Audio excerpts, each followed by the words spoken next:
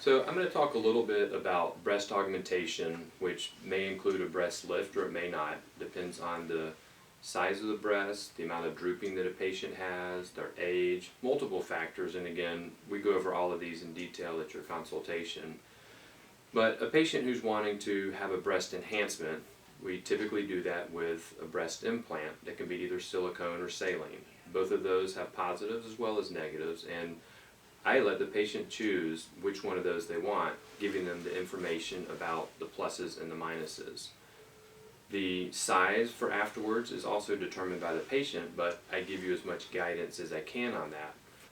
When a patient's coming in for a breast augmentation, the size that they desire is obviously a major factor. That's what brings them in the first place. And so the big thing for me is that she and I are on the same page with what her desires are and what I can do surgically and make sure that those are well aligned, and that helps us give a very high chance of meeting that patient's expectations and achieving her size goals. There can be undesirable things with going with too large of an implant because that can lead to drooping of the breast over time, but typically that's with a very large implant. And again, I go over that a little more specifically in the consultation.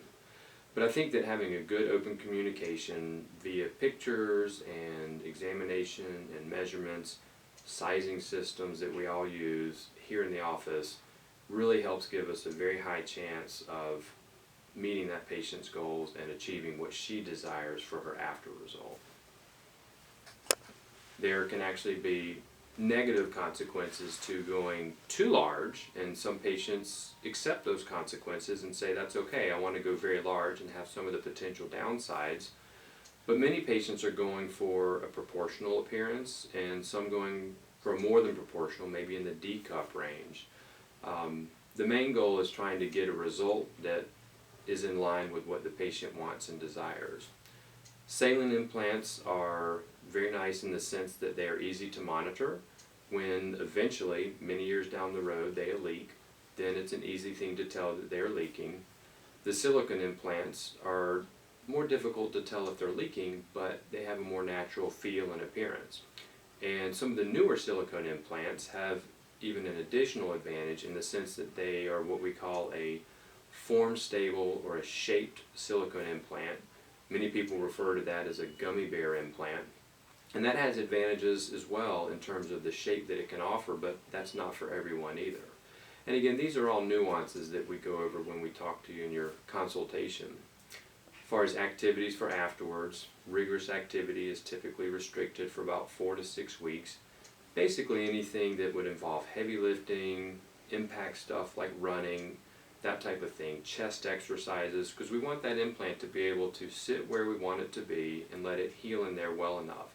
But I like my patients to be up walking early, and fairly early on I'll let them do non-impact things such as gently going on an elliptical trainer without using the arms much, or walking on a treadmill, or doing some other forms of exercise, which I think is key, but within the realm of the restrictions that we have. So some patients coming in for breast enhancement need not only a breast implant, but they need a breast lift as well. And again, that just depends on the anatomy of the breast. Breast lift can come in various forms, and again, it depends on how much drooping there is. More uncommonly, patients may require just an incision around the nipple itself.